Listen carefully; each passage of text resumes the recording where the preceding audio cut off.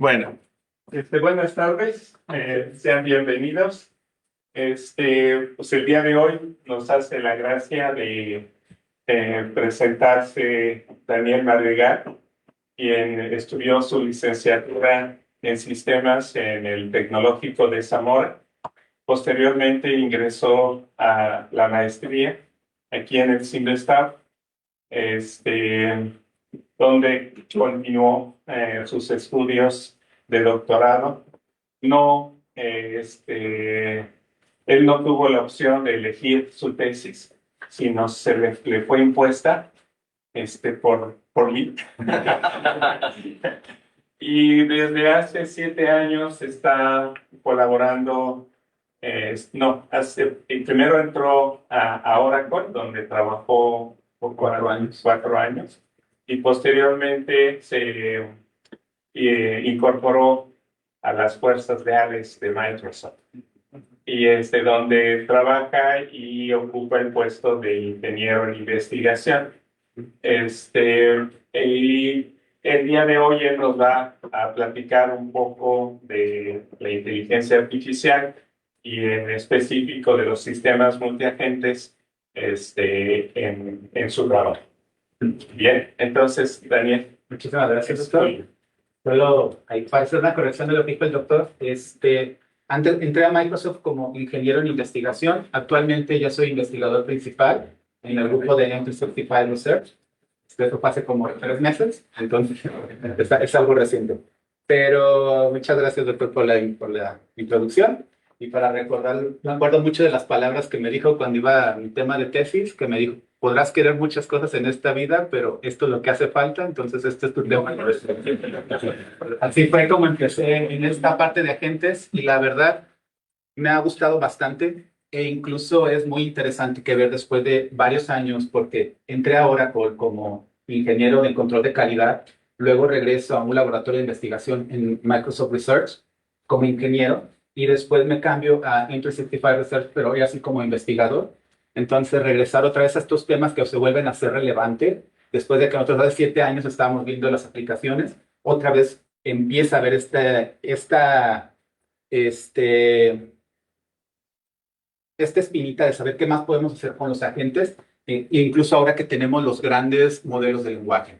Entonces, mi idea, que lo que les quiero presentar es, no les puedo decir exactamente en lo que estamos investigando, pero sí darles una idea de las áreas en las que nos estamos enfocando, y también ponerles a ustedes ciertos retos y dudas para ver si también de aquí sale alguien que quiera seguir trabajando en esas ideas y puedan seguir creciéndolas, ¿no?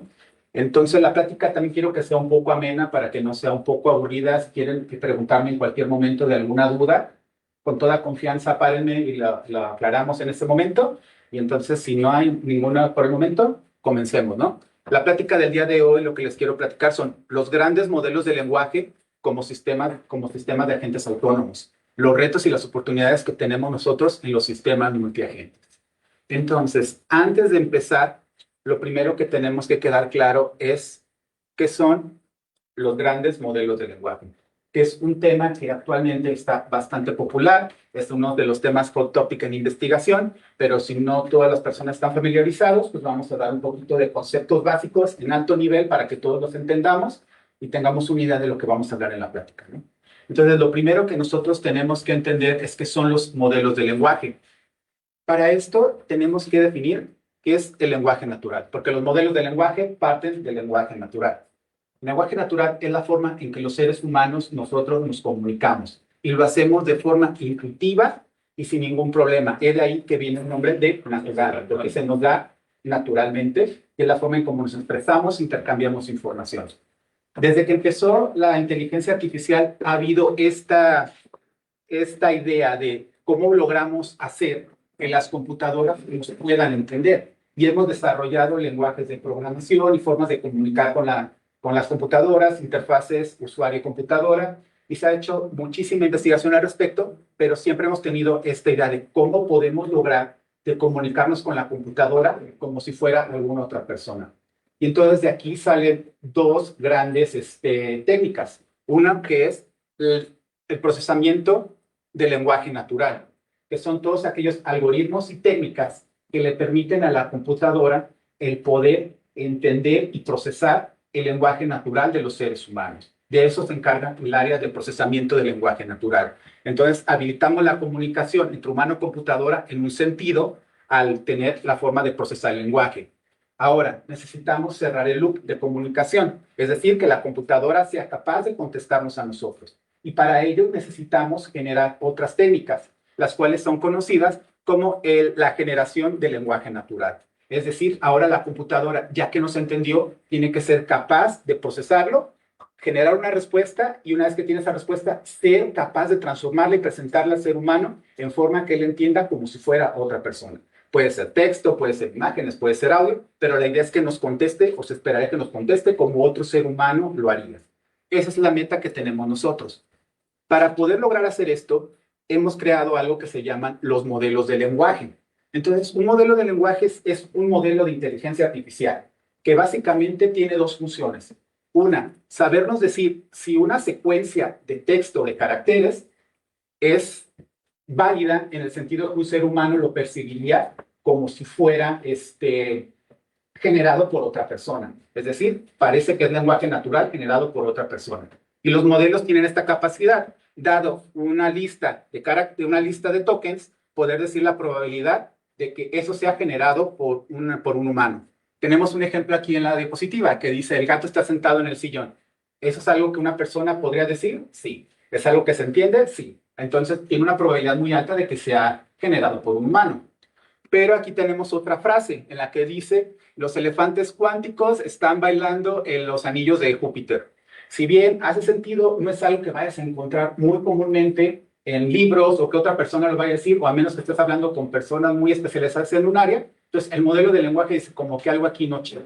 Entonces, la probabilidad que esto tiene que ser generado por la computadora, la probabilidad de que esto sea generado por un humano es muy baja. Y eso es lo que hacen los modelos prácticamente. Estamos diciendo, esto está bien, esto está mal. Es un clasificador a final de cuentas. Nos dice qué tan probable es que lo haya generado un ser humano. Y a su vez, los modelos de lenguaje natural, como ya son capaces de estarnos diciendo qué tan probable es que lo sea, ¿qué pasa si nosotros agregamos un token extra? Nos puede decir si la secuencia de palabras que yo estoy generando sigue siendo válida. Entonces nos puede servir para generar más palabras y estarlas evaluando para saber qué tan probable es que un humano lo haya generado. Y de esta manera podemos usar los modelos de lenguaje para generar oraciones que parecieran que las generó otra persona, si son válidas. ¿Ok? Entonces, eso es un lenguaje. Pero entonces, ¿qué es un modelo grande de lenguaje?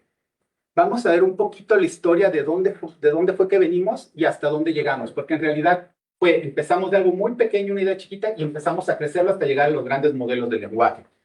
Los primeros modelos de lenguaje nacen de análisis estadísticos, en los cuales uno de los más grandes resultados que tuvimos aquí fueron los n-grams, es decir, calcular las probabilidades de que pares, tripletas, cuatupletas de palabras tengan la probabilidad de que estén correctas o que tengan una secuencia lógica. Entonces, de aquí esta investigación se logró hacer buenos avances. Se utilizaron estos modelos estadísticos predictivos en las primeras aplicaciones en los celulares, en los cuales en base a ciertas palabras que tú escribías, el celular te podía predecir el siguiente toque, ¿no? Que no eran muy buenos, efectivamente no eran buenos porque uno de los principales problemas que tenían es los n-grams, tú tienes que definir cuántas palabras vas a checar de forma consecutiva. La n es el número, puede ser 2, 3, sucesivo, pero mientras más grande sea el número de palabras que vas a considerar, vas a tener que calcular muchísimas más probabilidades y entonces el hacer un diccionario que tenga todo esto va a crecer muy rápido. Y también vas a necesitar de un gran volumen de información para poder hacerlo. Entonces, esos fueron los principales problemas que se tuvo. Necesito un corpus, un dataset muy, muy grande para generar estas probabilidades y también está muy limitado a que tengo que definir cuántas palabras tengo que analizar por cada momento. Entonces fueron los primeros avances, pero nos dejaron estas n-grams que todavía en la actualidad lo seguimos utilizando mucho en la evaluación de las cadenas generadas por computadora. Entonces por eso es bastante importante para el lenguaje natural. En segundo tenemos las redes neuronales, en el que varias personas dijeron, bueno, ya tenemos las redes neuronales, estamos cerca de los años 2000 y decimos, ¿por qué no utilizar las redes neuronales para que estén completando las palabras y pues estén completando el texto y hacer la predicción de texto que tanto queríamos hacer? Y dijeron, bueno, podemos cambiar las arquitecturas de las redes neuronales, hacerlas recurrentes para que hubiera un retroceso cuando hiciéramos la propagación, también hubiera ciertas propagaciones hacia atrás, de tal manera que consideráramos cierta relación entre las palabras. El único problema de esto es que al hacer ese tipo de conexiones en las redes neuronales empezaban a ser muy grandes, difíciles de entrenar y otra vez teníamos el mismo problema. Si bien podíamos considerar ciertas relaciones entre palabras, ya no podían escalar tanto cuando el texto era mucho más grande, más de 10, 20 palabras, ya le costaba trabajo el poder seguir considerándolo, porque ya perdían el contexto. Ya solamente miraban la parte final o se quedaban ciclados en lo último. Ya lo primero que pasó ya no importaba. Entonces, para algunos ejemplos pequeños, prácticos, funcionaban. Y seguíamos teniendo el mismo problema. Requeríamos un nivel de cómputo muy grande para entrenar estas redes neuronales y un corpus de datos muy, muy grande para hacerlo. Necesitábamos de muchas personas que estuvieran etiquetando los datos de fuera manera correcta o incorrecta para que de esa manera pudiera aprender la red neuronal. Pero ya había avances en ese sentido. Después llegamos a una de las partes que fue los modelos preentrenados en el cual esto de los modelos preentrenados fue de lo más grande que ha llegado a pasar a la comunidad de inteligencia artificial, ya que un modelo preentrenado es un modelo que yo ya entreno con mis recursos y lo que voy a hacer es compartirlos con todas las demás personas, por eso se llaman preentrenados. Yo te lo doy ya con los precios actualizados para la tarea. Y uno de los modelos que apareció en este momento, que fue bastante importante para el procesamiento de lenguaje natural, fue Word2Vec, en el cual ya empezamos a decir, bueno, ¿por qué analizar palabras? ¿Que no habrá una mejor manera de analizar el texto? Porque al final de cuentas las computadoras trabajar con palabras les cuesta más que trabajar con números. Entonces, ¿qué pasa si nosotros empezamos a utilizar una red neuronal en la cual pueda yo introducirle una serie de palabras, no solamente una, y la mapeé a números, la mapeé a un espacio vectorial que yo pueda decir, esta palabra corresponde a esto? ¿Qué me permite hacer esto? Si ustedes se lo imaginan, ahora ya tengo números en un espacio vectorial, puedo calcular distancias entre los diferentes puntos, puedo ver qué secuencias de puntos están correlacionados, buscar clústeres, buscar semejanzas, y en base a eso puedo empezar a establecer relaciones semánticas, es decir, que ciertas palabras son muy relacionadas a otras y no necesariamente las tenga que procesar de forma diferente. El modelo podría decir, esto, sin importar que esté escrito de forma diferente, el ser humano trata de expresar esta idea, pero lo tengo representado como números y puedo hacer ciertas operaciones en ello. Y eso fue lo más grande que sacamos aquí en los modelos preentrenados. Poderlos compartir, poderlos pasar con otras personas. Y lo segundo, tener este espacio vectorial de embeddings en el cual yo puedo transformar las palabras. Y ahora sí llega el parteaguas de todo, cuando cayó el cráter y lo que ha ocasionado que ahora los modelos de lenguaje natural estén tan presentes, que estén en todas partes, y llegaron los transformers. Ese es el nuevo modelo de arquitectura de red neuronal que fue presentado por Google en su paper. Todo lo que necesitas es atención. Ese es el nombre del paper por si lo quieren leer, en el cual ellos notan que uno de los problemas más grandes que tienen los modelos de redes neuronales es que carecen de estar considerando lo que pasó con anterioridad. Entonces, ellos al meter nuevas cabezas o nuevos modelos al final para que actuaran como mecanismos de atención, trataran de buscar relaciones entre los embeddings, entre las palabras que ya convertimos en espacio vectorial, y decirle a la red neuronal, no me dejes esta palabra sin considerar esta otra, o no me dejas esta secuencia de palabras sin considerar esta otra. Entonces, la misma red neuronal ahora trataba de buscar las relaciones entre las palabras para forzar y decirle al modelo, no te despegues de esto, tienes que tratarlo como si fuera uno solo, porque esto está relacionado con esto y tiene esta misma relevancia. Y es de ahí que lo que dicen, todo lo que necesitas hacer atención, porque todo lo que tienes que hacer es prestarle atención al contenido para poderlo procesar. Y que eso es algo que nosotros hacemos. Sí, cuando nosotros nos comunicamos, podemos escribir algo, pero si no tenemos todo el contexto, no podemos entender toda la información.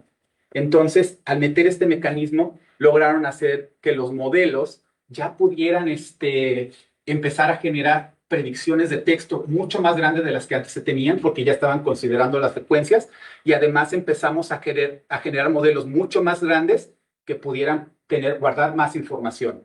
Entonces, aquí nace esta arquitectura de transformers. También algo que notaron de estos modelos es que una vez que estaban preentrenados para una tarea, tenían buenas capacidades de razonamiento que salieron en base a la arquitectura que se generó. Entonces, estos modelos, lo que se podía hacer era entrenarlos con un subset de datos menor que con el que fue entrenado originalmente. Entonces ya teníamos los modelos preentrenados que compartíamos. Te comparto este nuevo modelo basado en Transformer, pero yo lo necesitaba para clasificación de sentimientos y tú me diste uno para clasificación de cuál artículo es mejor en una tienda. Ah, no importa, te hago un dataset mucho más pequeño que se basa en sentimientos, te lo presento y con el razonamiento que ya tiene la arquitectura de Transformers es capaz de aprender presentándole un dataset mucho, mucho más pequeño, ahorrando tanto el poder de entrenamiento. Hay que recordar que aquí ya estamos en el 2017, donde ya teníamos poder de cómputo mucho más elevado que en los años anteriores, lo cual nos permitió que entrenar ese tipo de redes. Ya había grandes empresas interesadas en esto. Google fue de los pioneros y creó este modelo. Entonces ellos ya lo entrenaron y lo compartían y podías hacerle el fine tuning. Es de ahí donde vino esta palabra, el ajuste, el refinamiento o fine tuning del modelo. Y otra cosa que nace aquí, no nace en realidad, se trae de otras áreas de inteligencia artificial, particularmente de visión, fue, aún tengo el problema que hemos acarreado durante todos estos años, cómo genero un corpus para poder entrenar, cómo genero un dataset para poder entrenar. Y algo que se dieron cuenta en lenguaje natural es que no necesito personas que lo estén etiquetando porque tengo millones de libros, millones de texto, todo disponible que ya ha estado escrito por los seres humanos. Entonces, ¿qué pasa si hacemos un aprendizaje autosupervisado? ¿Qué vamos a hacer? Agarramos nuestra cadena de texto, como las que tenemos aquí, y yo lo que empiezo a hacer es borrar ciertos tokens de la secuencia. Y lo que le pido al modelo es completa la secuencia. Entonces, de esa manera, la propia computadora puede generar su dataset y tiene también la respuesta esperada. Y entonces, el modelo puede tratar de predecir y le podemos decir, ¿la atinaste o no la atinaste? Y sobre eso podemos iterar. Entonces, borrando solamente partes de la secuencia de texto, puedo generar el aprendizaje autosupervisado en el cual ya la computadora es capaz de entrenarse a sí misma, generar su propio dataset y validarse a sí misma. Entonces, cerramos ese ciclo y logramos hacer todo esto en el año de 2017, ¿sí? Y a partir de aquí es cuando se hizo todo un relajo, ya que en 2018 llega BERT, uno de los modelos más de lenguaje más populares, generado por Google, y también sale algo llamado modelo generativo preentrenado basado en Transformers. Si les suenan las siglas, GPT. 2018 sale el modelo de GPT, el cual está basado en Transformers. Entonces, de alguna u otra manera, ya dijimos que es un modelo grande de lenguaje, ¿ok? Es una red neuronal que está basada en la arquitectura de Transformers, la cual ha sido entrenado con un montón de información, todo lo que había disponible en Internet, utilizando la forma autosupervisada que nosotros dijimos que se podía hacer, y es capaz de generar contenido, tanto validar si el lenguaje generado es correcto, es plausible, y también generar nuevo contenido. Y aquí hay tres cosas que quiero aclarar, que quiero destacar de características que tienen estos modelos, ¿sí? Hay tres cosas que se me hicieron sumamente importantes y por la cual siento que son clave para utilizarlos en los sistemas de agentes. Uno, tienen la capacidad de tener in-context learning.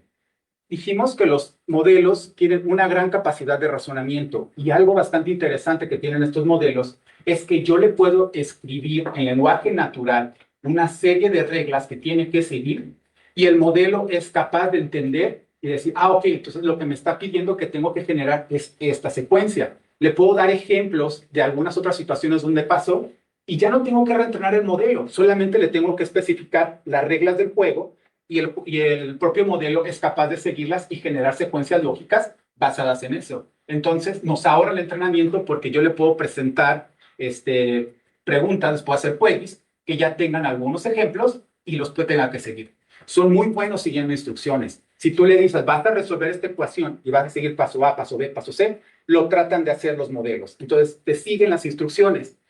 Y por último, tienen una capacidad de razonamiento, en la cual también yo le puedo decir, ¿sabes qué? No tengo la menor idea de cómo resolver esto. ¿Pudieras generar un tren de pensamientos que me diga cómo puedo resolver esta tarea? Y empiezan a generar estas ideas o secuencias de pasos que pueden llegar a la resolución de problemas. Entonces, estas características creo que son muy importantes para lo siguiente que vamos a ver. Capacidad de razonar, capacidad de seguir instrucciones y capacidad de estar aprendiendo en base a al contexto que tú le des. Entonces, eso creo que son importantes. ¿Cómo estamos actualmente?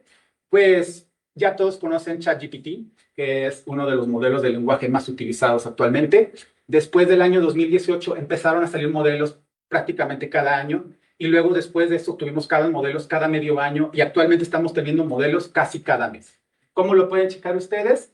La comunidad de lenguaje natural ha sido una comunidad que le gusta compartir las cosas y ha creado Hugging Face, que Meta, Facebook lo paga, pero comparten datos de entrenamiento, modelos, métricas, todo lo pueden encontrar ahí. Y entonces ya tenemos modelos disponibles para cualquier persona que lo pueden utilizar. También tenemos modelos comerciales como GPT-4o, tenemos como Gemini, donde es el modelo de paga de Google, pero tiene su versión gratuita de Gemma, que también puedes descargar de Hugging Face. Tenemos Llama, que es el modelo que ahorita ya tienen todos en su WhatsApp, el que utilizan cuando le piden que haga algo a Meta. Tenemos Cloud, que dicen que es muy, muy bueno, no lo he podido probar. Tenemos otro modelo de Microsoft, que es el Phi-3, y tenemos Mistral. Entonces, hay una gran variedad de modelos basados en Transformer, entrenados para diferentes tareas, algunos gratuitos, otros de paga, pero existen muchísimos que se pueden utilizar. Y ese es el panorama actual. Entonces, como pueden ver, después de 2017 que se mete esa arquitectura, empezamos a evolucionar muy rápido y tenemos lo que podemos hacer actualmente. ¿Va? Entonces, eso es cómo estamos en el lado de los grandes modelos de lenguaje, que son los modelos de lenguaje. ¿Alguna duda antes de que brinquemos a sistemas de agentes? ¿No? Sí. No, pero no sé si está más tarde. ¿Cómo entonces, o no sé, no entiendo si ya estaba hecho, guardamos el contexto para que a la hora de hacer una consulta me dé una respuesta con lo que ya hemos hecho? Porque normalmente, por ejemplo, en chat GPT, pues, si no le dices y recuerda o las respuestas anteriores, te da completamente otra respuesta.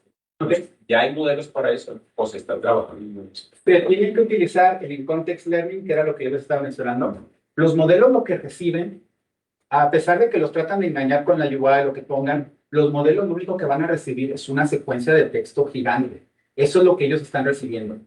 Entonces, las memorias o las cosas pasadas se tienen que formatear para decirle al modelo, te voy a poner este contexto. O sea, están diciendo las instrucciones. Contesta la siguiente pregunta del usuario. Por favor, considera el siguiente contexto. Y ahora sí puedes poner la pregunta y el modelo va a tratar de contestar, basándose en la parte del context learning. Ya va a depender mucho del que genera la aplicación, cómo guarda las preguntas anteriores, cómo se las pega. Pero al final de cuentas, cuando mandan a llamar al modelo, es solamente una cadena de textos gigante. Entonces, eso depende mucho de las estrategias que utilizan. Ahorita más adelante les voy a mostrar una que se me hizo bastante interesante, que logró resultados que me gustó. A mí me sorprendieron mucho. Y ahorita se los muestro. ¿Alguna otra pregunta? ¿No? Entonces, empecemos con los sistemas autónomos o los sistemas de agentes. Aquí el doctor Félix se va a encargar de enseñarles qué son los sistemas de agentes. Entonces, lo que yo les voy a describir va a ser muy, muy rápido, nada más para que entendamos qué es un agente. Es una entidad la cual es capaz de percibir su ambiente, es capaz de percibir su entorno, poder tomar decisiones en base a lo que está pasando y realizar una acción. Estas acciones están encaminadas a un objetivo. Este objetivo, pues, los agentes tienen que tratar de eficientizarlo, de maximizar los resultados. Tienen un cierto grado de autonomía. Los agentes no están esperando a que el usuario le diga, oye, haz esto, sino, ok, soy capaz de percibir, soy capaz de actuar, ¿qué es lo mejor que puedo hacer en este momento? Y hay muchísimas aplicaciones en las que esto se pueden llegar a hacer, para tener asistentes con los cuales puedas platicar, para hacer simulaciones de comportamiento humano. Existen muchas áreas en las que se pueden aplicar los agentes. En muy alto nivel, un agente es esto que les estaba hablando, es una entidad en la cual tenemos que meterle todos los componentes para que puedan hacer una percepción, una toma de decisiones, una forma de planificación, una forma de actuar. Esto lo pueden hacer con una interacción a su ambiente, por algunos actuadores que tengan, y también tener alguna serie de sensores que le permitan tener algunas entradas y en base a eso tomar una decisión. Entonces aquí una de las preguntas sería, ¿qué pasa si yo le meto un modelo grande de lenguaje aquí? Si puedo transformar las acciones como salidas de texto y las entradas de sensores como texto, pues podríamos utilizarlo. ¿Y qué es lo que hemos llegado a hacer? En su mayoría, me da tristeza decir que lo que más hemos llegado a hacer son chatbots para las tiendas, para poder dar recomendaciones, asistentes virtuales, y eso es lo más uso que se le dan a los agentes hoy en día. Y eso es demasiado triste de, oye, todas las capacidades que tienes con un sistema de agentes, con todo esto que puede hacer, y solamente los utilizas para dar soporte a los clientes o para ser un asistente de compras en el sistema. Entonces sí está como que un poco triste que la gente no le dé un uso mayor. Pero bueno, llegó gente que se dijo, ¿qué pasa? Y fue de Stanford, del Departamento de Artes, que dijo, bueno, ¿qué pasa si lo utilizamos para otra cosa? Y sale la arquitectura de agentes llamada Generative Agents. Una arquitectura de agentes en la cual su idea era generar agentes capaces de generar simulaciones de comportamiento humano realista y utilizando los LLMs para que se generen acciones en base a los humanos. Si se fijan, este loop que les presenté es prácticamente lo mismo de la gente. Tenemos la percepción, tenemos la acción. Lo que ellos están metiendo en medio son las cajas que teníamos que estábamos hablando. Van a ver una forma que vaya a manejar las memorias, que era lo que preguntabas antes. Las memorias las tenemos que almacenar de alguna forma. En este caso, como estamos en el área del lenguaje natural, las podemos meter como texto plano, pero debemos buscar maneras inteligentes de cómo poderlos retraer. Para eso tenemos una función de retrieval. Tenemos las memorias que estamos retrayendo para hacer una acción en particular. Podemos considerar como la memoria de trabajo, las cosas que son importantes para este momento, y tengo también la ayuda del LLM para poder hacer planificación y reflexiones acerca de lo que yo estoy haciendo. Entonces, es decir, una arquitectura bastante simple, pero la cual estaba haciendo, tenía como motor a GPT 3.5 en su momento, y lograron hacer lo siguiente. Uno, un sistema de memoria basado en lenguaje natural que lo usaron como bitácora. Aquí van insertando cada uno de los elementos. Usar el LLM para poder traer memorias importantes o relevantes para la tarea que yo estoy haciendo y en base a eso poder clasificarlas, darles una evaluación y tomar una decisión de la acción que tiene que hacer un agente en ese momento. En base a las memorias y las percepciones que está haciendo, el LLM se le presenta eso y toma una acción. A su vez, el LLM es capaz de presentarle la agenda de lo que tiene que hacer el agente en todo un día y estar tomando decisiones en cada momento. Si tiene que decir, voy a ir al baño, voy a ir a la cocina, voy a ir a trabajar, y si se me presenta alguna otra persona, qué es lo que tengo que hacer, qué otra decisión tomo. Entonces, el LLM también, pasando el ambiente a texto, era capaz de estar tomando y haciendo planificaciones de las acciones que tenía que hacer. Otra cosa bastante interesante de este artículo es que dijeron, ¿cómo vamos a hacer que la gente tenga más una personalidad y se desarrolle más? Porque solamente le estamos dando memorias que nosotros le dimos al principio de acciones que era del propio agente y aparte las que está generando por la propia interacción en el juego.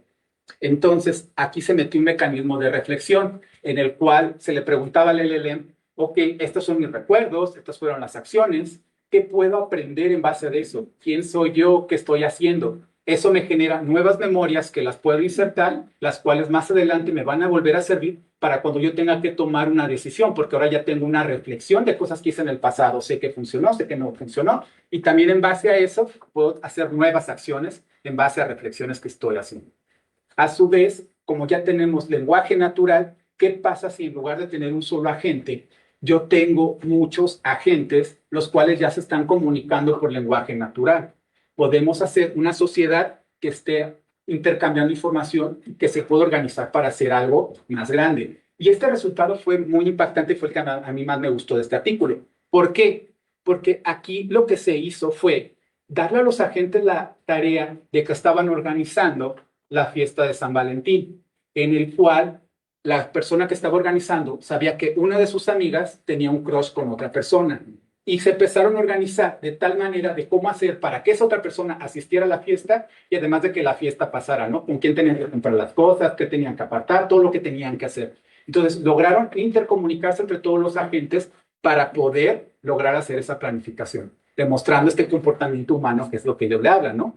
O sea, utilizando pura generación de lenguaje natural, lograron dar este comportamiento humano realista en el que un agente dijo, le tengo que ayudar a mi amiga para que se empareje con esta otra persona. Entonces es bastante interesante que un modelo generativo lo haya logrado hacer. En adición a esto, se puso en este mismo juego, ya con muchos agentes, a otras personas, humanos, que estuvieran controlando a los agentes, que estuvieran interactuando. ¿Qué pasó de curioso? Que cuando las personas evaluaban el comportamiento de esos agentes, los notaban raros, como que en el juego no estaban funcionando tan bien, y entonces empezaban a dudar, de decir, estos que están funcionando mal son la computadora, porque no sabe lo que están haciendo. Todos los demás sí son humanos porque están platicando bien, están colaborando, están haciendo, pero esos no. Entonces, algo que notaron es que en base a personas evaluando a los agentes, consideraban más humanos a los agentes que a los humanos. Entonces, esos fueron lo curioso. Entonces, cuando leí este artículo, me quedé pensando en base, ¿qué podríamos aplicar? ¿En dónde se podría hacer? Y tenemos un área que también el doctor Félix se encarga de investigar, que son los sistemas multiagentes, que fue lo que tuvimos hace rato. Esa interacción en la cual que muchos agentes se empezaron a coordinar para poder hacer algo, una tarea que a lo mejor para uno no era posible, pero entre todos sí, esos son los sistemas multiagentes. Entonces, ese es el área de investigación en la cual de momento me encuentro desarrollando. Y les voy a dar algunos de los temas. Bueno, aquí quisiera seguirles hablando más de estas cosas, pero me tengo que dar un parón. ¿Por qué? Porque en realidad este tema es bastante reciente. El uso de los LLMs en sistemas multiagentes y en sistemas de agentes ha estado partiendo apenas desde el 2023. Aquí pueden ver la rama de los artículos que se han visto desde un survey de acerca de sistemas multiagentes y los modelos de lenguaje natural. Los numeritos que alcanzamos a ver aquí, aunque no se ven, aquí tenemos un 11, aquí tenemos un 4, nos dicen los artículos que se han publicado en esta fecha del tiempo relacionados a sistemas multiagentes. Por un lado, tenemos algunos frameworks que se han creado para soportar sistemas multiagentes. Aquí tenemos el de nosotros, el de Microsoft, AutoGen, para la simulación de sistemas multiagentes. Tenemos también que mucha gente se ha dedicado a la investigación de simulación del mundo, utilizando videojuegos, 11 artículos. Tenemos algunos para entender el funcionamiento del ser humano en conductas sociales, en psicología. Tenemos con agentes para capacidades de adquisición de información. Tenemos estos frameworks y también para el manejo de bases de datos y benchmark. Entonces, también hay gente que está tratando de aplicar los sistemas multiagentes para hacer validaciones. Un ejemplo que estaba leyendo, y a lo mejor a mi amiga Edith, no sé si le vaya a pegar, pero un sistema multiagente que estaban desarrollando fue, voy a generar dos agentes. Uno es un desarrollador de código SQL y otro es un validador de código SQL. La idea del momento era tratar de generar queries que llegaran a poner a la base de datos en algún problema, en alguna prueba. Entonces, el desarrollador generaba una prueba, el validador la corría, le mostraba los resultados, se los regresaba al desarrollador, el desarrollador trataba de modificar el query, iban en este loop en el que yo desarrollo un query, tú lo validas y me dices lo que pasó y entramos en un loop hasta que llegamos a encontrar alguna falla en el sistema o con alguna condición en la que pudiera tronar. Y creo que era esta la de Magic o Sotopa, no me acuerdo cuál de las dos, era una de las que estaban haciendo ese tipo de trabajos. ¿Por qué lo utilizan en código? Porque en realidad es una tarea muy fácil de probar, ya que tenemos los compiladores, tenemos los linter, tenemos todos que le puedo generar el código, se lo paso, tengo la salida del error, se lo puedo regresar a la gente, lo puede tomar y en base a eso puede tratar de generar él solito, estar generando más código y estarse autovalidando. Entonces, es la evolución que está pasando, pero digo, es algo muy reciente. Y aquí son los temas que yo quiero discutir a futuro y de lo que estamos haciendo. Mucho de lo que les mostré anteriormente pasó con los grandes modelos de lenguaje. El de Generative Agents se hizo cuando estaba GPT 3.5 de moda. Eso fue hace casi un año. Ahorita ese modelo ya se considera obsoleto porque prácticamente hace 2-3 meses salió GPT-4o1, digo, el Strawberry. Ese modelo ya dejó obsoleto a lo que era 3.5. ¿Y ahora qué pasa? Que también estamos haciendo investigación no solamente en grandes modelos de lenguaje, sino en pequeños.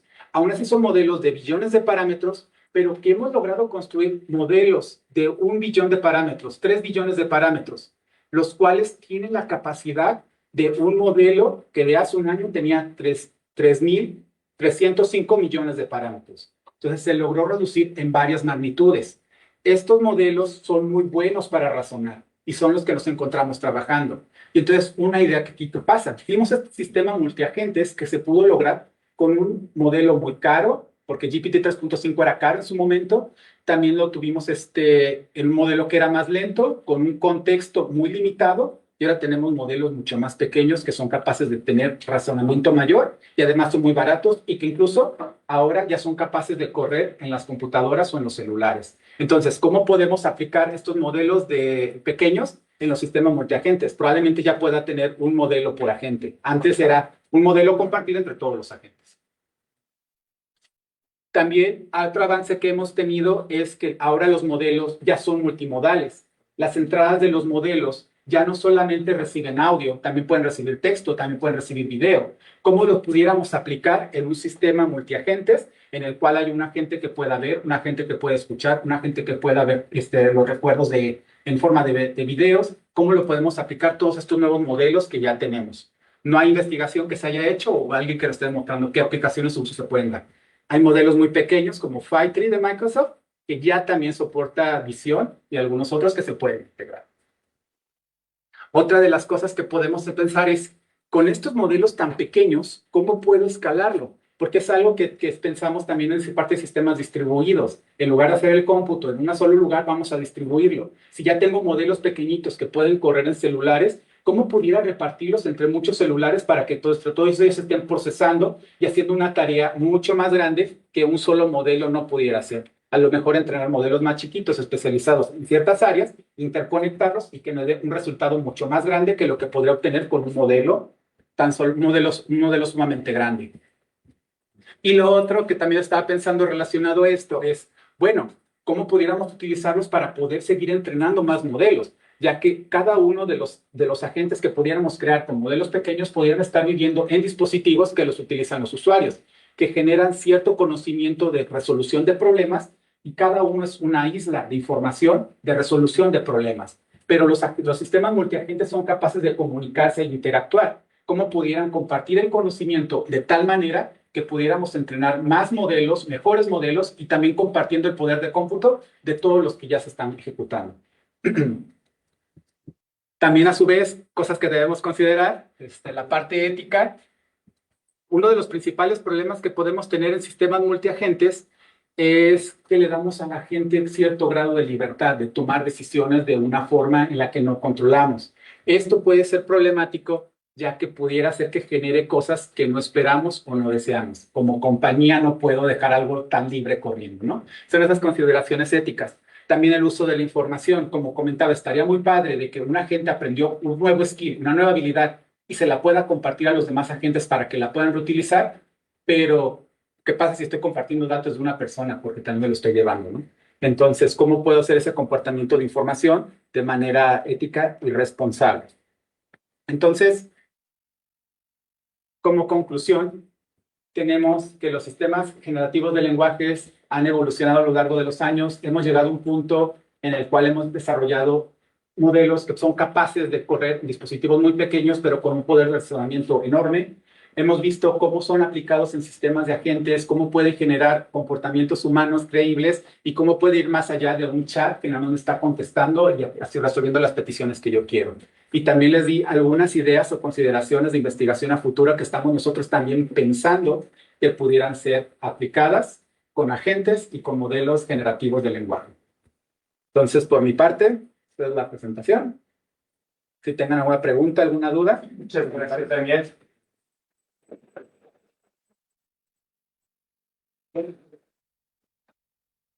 ¿Qué preguntas? ¿Preguntas? Sí, David, adelante. Bueno, mencionamos esta parte de poder tener estos modelos ya en cada agente y a su vez estos modelos pues ya sean preentrenados. Por lo que estabas diciendo en la parte de tokenizar el comportamiento humano para pasarlo ya directamente como parámetros que puedan predecir estos mismos modelos, también podría ser interesante revisar qué pasa si le agregamos funciones de activación de castigo y de recompensa a cada uno de estos parámetros, esté todo tokenizado, y a partir de eso ver cómo cambian como su comportamiento, ¿no? Porque podemos tener el modelo ya preentrenado y pues técnicamente si nada cambia deberían de comportarse igual, pero ya si tenemos factores de descuento en sus comportamientos, ahí sí podría iniciar a ver un cambio en el comportamiento, y si lo tenemos en un sistema simulado muy frecuentes y a todos les damos funciones de recompensa diferentes, podría haber un comportamiento emergente interesante para analizar, ¿no? Sí, precisamente, creo que el sistema multiagentes podría aplicarse porque tenemos este loop en el que hay una interacción con el ambiente y podemos evaluar la respuesta que tuvo, ¿no? Porque tomó una decisión y fue buena o mala, es más fácil de evaluarla, ¿no? En ese momento.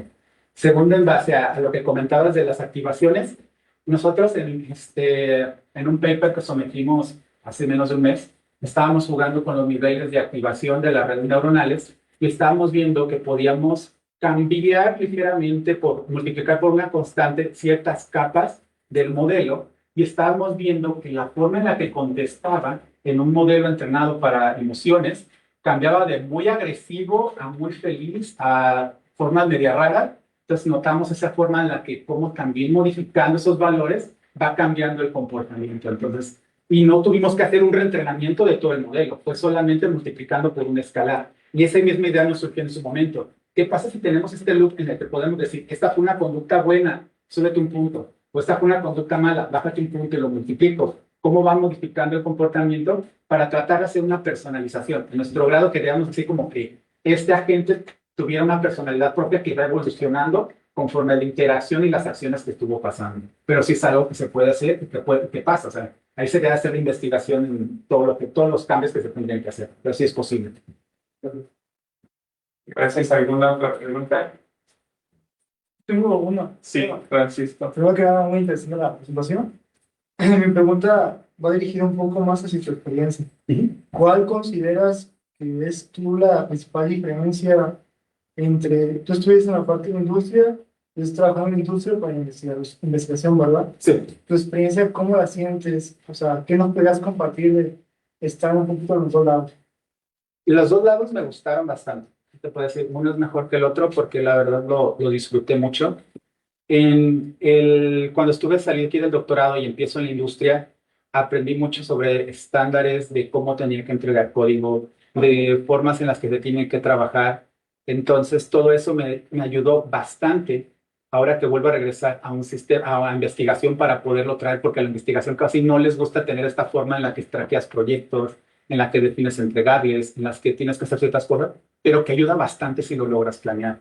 Entonces, ambas etapas me gustaron porque me dieron diferentes aprendizajes. Ahorita la que yo estoy más disfrutando es la de investigación porque me da un poco más de autonomía. Y creo que esa sería la diferencia que tú tienes en cuanto estás a producto a que cuando estás en investigación. En producto tú tienes fechas de entregables, alguien ya tomó las decisiones de lo que tienes que implementar, a ti solo te llegan los recuerdos de cosas que tienes que hacer. Entonces, en base a eso, tú ya lo vas desarrollando, vas entregando y puedes cumplir tus metas y ya se quedó. En investigación está un poquito más abierto, si bien nos ponen metas de, tienes que hacer publicaciones o tienes que hacer estas colaboraciones, está un poco más abierto a tú qué vas a hacer, ¿no? ¿Tú qué vas a entregar? ¿Qué te vas a dedicar? Ahora, ¿qué propones nuevo que te diéramos de dedicarnos? No hay alguien que te diga, si viene el encargado del laboratorio y dice, estas son las líneas de investigación que nos vamos a dedicar, ¿tú qué vas a hacer en ese perfil, no? En ese lado, ¿hacia dónde le vas a apuntar?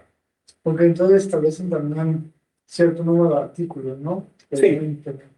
Sí, no hay tanto problema para cumplirlos, en el sentido de que no son tan estrictos. No cumpliste con esto, porque también valoran los experimentos que sacamos como negativos, ¿no? O sea, hicimos toda esta investigación y no funcionó, mínimo ya aprendimos que para ese lado no hay que pegarle y podemos ir con otra colaboración. Pues si bien sí nos piden las publicaciones, luego al rato es así como que se hizo todo esto, ¿no? Ok, bueno, cheers. Sí, Isaac.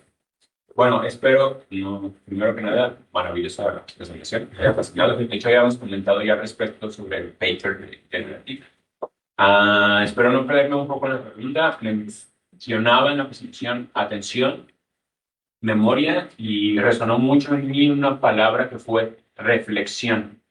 Búscanos, gente, de qué va eso, esa reflexión. Ok, la reflexión era tratarse de hacer preguntas y aprender en base a las acciones que hice, en base a lo que tengo en memoria de las últimas acciones que he hecho, que he visto, ¿qué puedo aprender?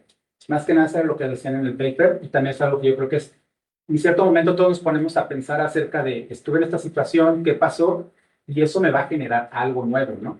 Un nuevo conocimiento. En este caso era dejarle al propio modelo que generara un nuevo texto en base a eso. ¿Qué fue lo que aprendió? Y entonces podríamos hablar, hablando un poco de algo como conciencia. Ellos lo mencionan así. Podríamos decir que la gente estaba empezando a ser un poco consciente de por qué platiqué con esta persona, por qué estaba leyendo este libro, qué fue lo que aprendí. De ser así como que tratar de ser un poquito más consciente de las acciones que hizo.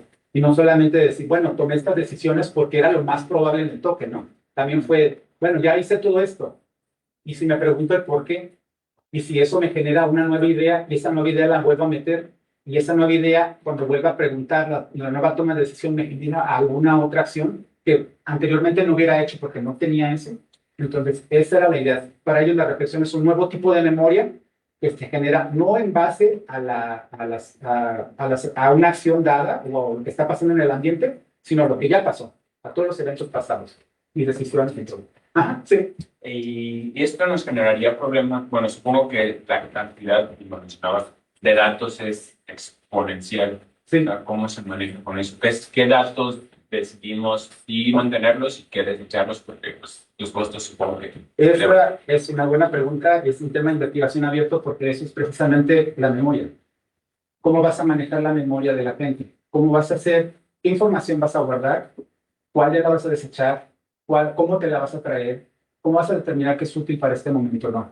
Para ellos lo único que hicieron, algo muy sencillo, era meto a memoria, hice tal acción, vi esto, hice esto, cuando hice esto pasó esto, y entonces en un momento le preguntan preguntan al LLM, ¿qué es lo que tengo que hacer? Ah, tienes que ir al baño. Va. Quiero ir al baño, voy a sacar la distancia o la distancia semántica que existe entre esta idea que tengo que hacer y contra lo que yo tengo en memoria.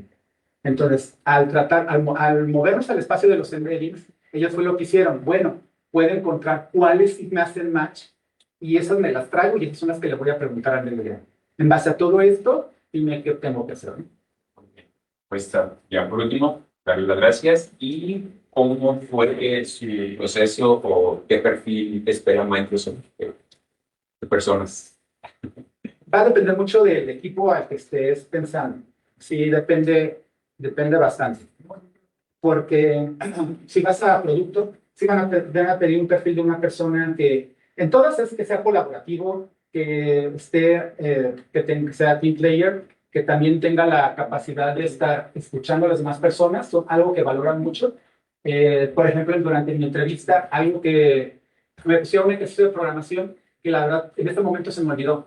Pero le dije, ¿sabes qué? Que no me acuerdo, sé que podía hacer algo así. Y nos agarramos platicando de la solución hasta que lo pude sacar. Y, ok, era esto. Pero fue el speak que ellos estaban viendo. O sea, cómo resuelves problemas en la vida diaria, que sabemos que muchas veces ir a Google buscar la respuesta, o muchas veces preguntarle a otra persona. Entonces, como que eso es lo que también ellos valoran. Y también tener un conocimiento técnico en el perfil que tú estés aplicando. En áreas de investigación, si quieren ya que tengas un doctorado, que tengas cierto nivel de publicaciones. Eso es para el lado de investigación, pero el lado del producto es lo técnico. Lo técnico y las soft skills es lo que más vale. Gracias. De nada.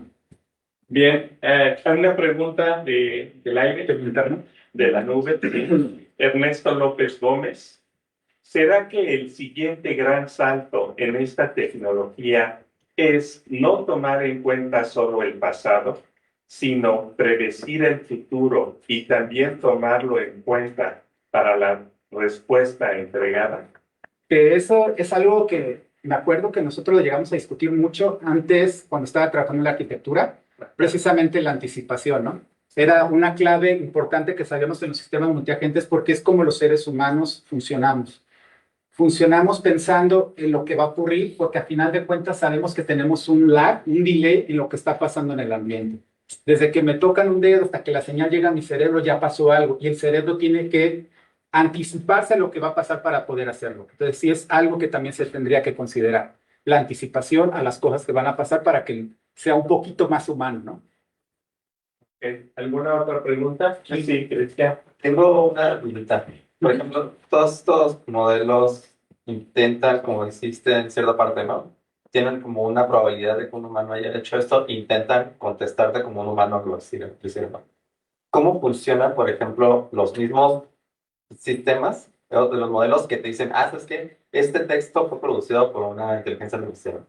¿Cómo hacer esta comparación si lo que intentan es ser Sí. humano? Porque cuando tú generas un texto, los modelos también te generan las probabilidades de que aparezca ese token.